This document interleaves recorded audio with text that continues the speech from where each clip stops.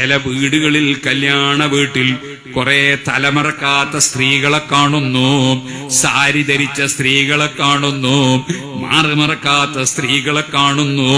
നമ്മൾ പോയി നോക്കുന്നതല്ല, കയറി ചെല്ലുമ്പോൾ കണ്ടുപോകുമ്പോൾ കണ്ണ് താഴ്ത്തുകയാണ്.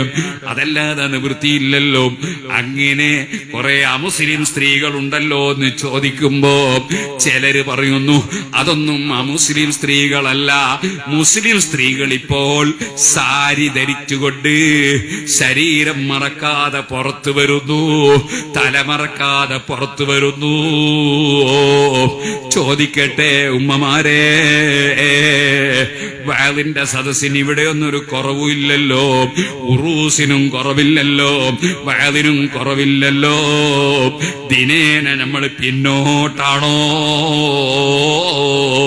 കൊറോണ വൈറസ് വന്നപ്പോ അത് തടുക്കാൻ നമ്മളെ കൊണ്ട് കഴിഞ്ഞോ?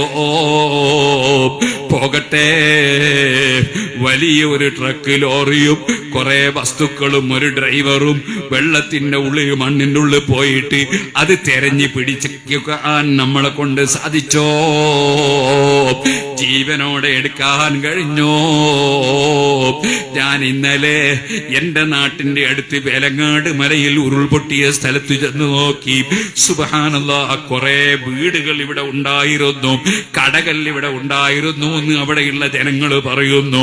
ഒരു വീട്ടിന്റെയും അവശിഷ്ടമില്ല, ഒരു കടയുടെയും അവശിഷ്ടമില്ല. വലിയ പാറക്കെട്ടുകൾ എത്രയോ ദൂരെ നിന്ന് അതാ ഒലിച്ചു വന്നിരിക്കുന്നു. ഒരൊറ്റ മനുഷ്യൻ മാത്രമാണ്, മാത്യു മാഷ് എന്ന് പറയുന്ന ഒരാള് മാത്രമേ അവിടെ മരണപ്പെട്ടിട്ടുള്ളൂ. ഞാൻ അദ്ദേഹത്തിന്റെ വീട്ടിലും പോയി. അത് ഇന്നലെ പോയതാണ്.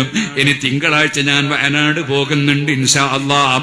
ഞാൻ പറയട്ടെ, വയനാട്ടിൽ എത്ര ജനങ്ങളാണ് മരണപ്പെട്ടത്, എത്ര വീടുകളാണ് തകർന്നു പോയത്, പാലമടക്കം തകർന്നില്ലേ? ഞാൻ ചോദിക്കട്ടെ, ഇവിടെ ആർക്കാണ് പടച്ച റബ്ബ് ഒരു മുസീബത്ത് ഇറക്കിയ ആൽ തടുക്കാൻ കഴിയുന്ന ശക്തികളുണ്ടോ?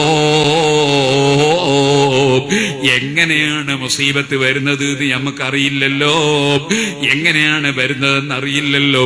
വെറും ഒരു ചെറിയ, വളരെ ചെറിയ, നഗ്നദൃഷ്ടി കൊണ്ട് കാണാൻ കഴിയാത്ത ഒരു വൈറസ് വന്നപ്പോൾ അമേരിക്കയെ അടക്കം വിറപ്പിച്ചില്ലേ പടച്ച റബ്ബ്? ആ റബ്ബിന്റെ ഭൂമിയിൽ ജീവിക്കുന്ന ഈമാനുള്ള മുഅ്മിനീങ്ങൾ, അവർ ഈമാനും തഖ്വയുമായി ജീവിക്കുമ്പോൾ അവർക്ക് വേണ്ടി അല്ലാഹു തആല മറ്റുള്ളവർക്കും കാവല് കൊടുക്കും കേട്ടോ. വിശ്വാസമുള്ള നമ്മള്, അല്ലാഹു ഉണ്ടെന്ന വിശ്വാസമുണ്ട്, റസൂലുള്ളാഹി സ്വല്ലല്ലാഹു അലൈഹി വസല്ലം തങ്ങളുണ്ടെന്ന വിശ്വാസമുണ്ട്. പക്ഷേ റസൂലുള്ളാഹിനെ ധിക്കരിക്കുകയാണ്. നിസാഉൻ കാസിയാത്തുൻ നാരിയാത്തുൻ മായിലാത്തുൻ മുമീലാത്ത് റൂസുഹുന്ന കാസിനിമത്തിൽ ബുഖ്തിൽ മായിലാ. നബിതങ്ങൾ പറഞ്ഞില്ലേ, എന്റെ കാലഘട്ടത്തിൽ ഇല്ലാത്ത ചില സ്ത്രീകൾ ഖിയാമത്ത് നാളാവുമ്പോ വരും. അവരെ സ്വഭാവം എന്താണ്? വസ്ത്രം ധരിച്ചിട്ടുണ്ടോ എന്ന് ചോദിച്ചാ ധരിച്ചിട്ടുണ്ടെന്ന് പറയാം, പക്ഷേ കാണേണ്ട സ്ഥലമൊക്കെ കാണാറുണ്ട്. അങ്ങനെ വളരെ നേരിയ കണ്ണാടി പോലുള്ള തുണികൾ ധരിക്കുന്നവരും, അതുപോലെ തന്നെ തീരെ തന്നെ തല മറക്കാത്തവരും മാറ് മറക്കാത്തവരും ഒക്കെയായി നിസാഉൻ കാസിയാത്തുൻ ആരിയാത്തുൻ മായിലാത്തുൻ മുമീലാത്ത്. അന്യപുരുഷന്മാരെ ആകർഷിപ്പിക്കുന്നവരാണ്, അന്യപുരുഷന്മാരെ അങ്ങോട്ട് വിളിച്ച് സംസാരിച്ച് ആകർഷിക്കുന്നവരാണ്. അങ്ങനെയുള്ള ചില സ്ത്രീകൾ, ഞാൻ അവരെ കണ്ടിട്ടില്ല, എന്റെ കാലഘട്ടത്തിൽ അങ്ങനത്തെവരില്ല. അങ്ങനെ ഒരു കൂട്ടര് വരുമെന്ന് നബി സല്ലല്ലാഹു അലൈഹി വസല്ലം പറഞ്ഞ ഹദീസ് ഇമാം മുസ്ലിം റിപ്പോർട്ട് ചെയ്യുകയാണ്.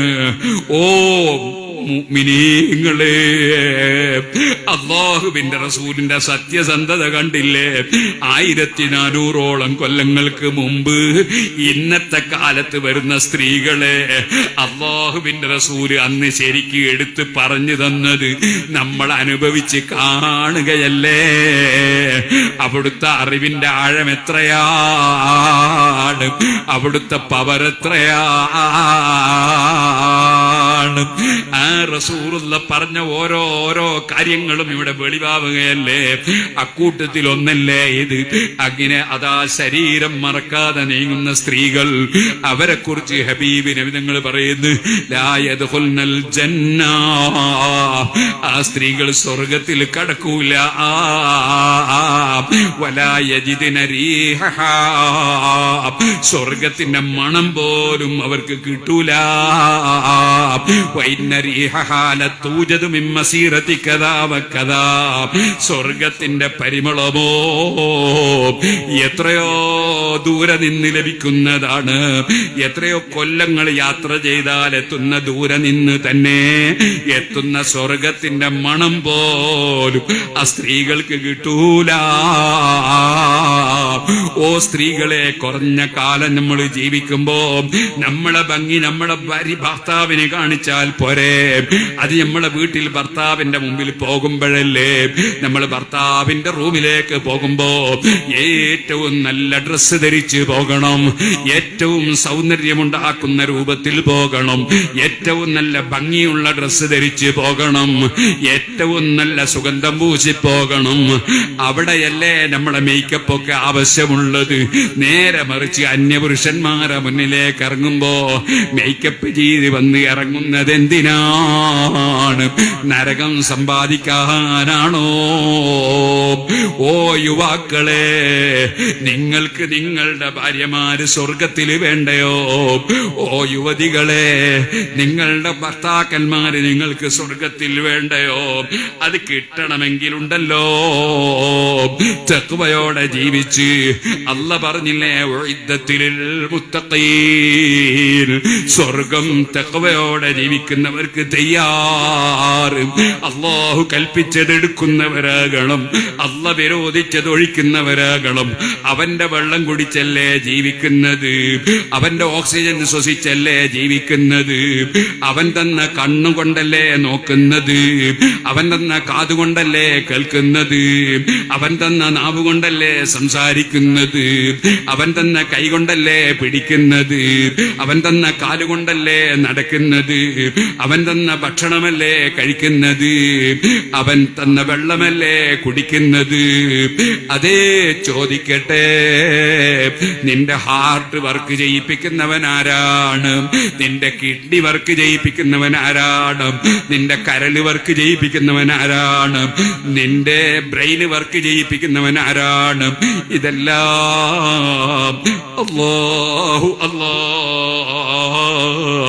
ഖാലിഖു കുല്ലി ശൈ, എല്ലാം പടച്ചവനായ അല്ലാഹു അല്ലേ? ആ അല്ലാഹുവിന്റെ കൽപ്പനകൾ ധിക്കരിച്ച് ജീവിച്ചാൽ അവൻ സ്വർഗം തരുമോ? അവനപ്പുറം നരകം വെച്ചത് എന്തിനാണ്? അതുകൊണ്ട് ഈമാനോടെ തഖ്വയോടെ ജീവിക്കണമെന്ന് എന്നോടും നിങ്ങളോടും വസിയ്യത്ത് ചെയ്ത് ഞാൻ എന്റെ വാക്കുകൾ നിർത്തട്ടെ. അർഹമർ റഹീമീനായ റബ്ബേ, ഞങ്ങളെ സദസ്സുകൾ നീ പൊരുത്തപ്പെട്ട സദസ്സാക്കണം റഹ്മാനേ. ഞങ്ങളെ വാക്കുകൾ നീ കബൂൽ ചെയ്യണം റഹ്മാനേ.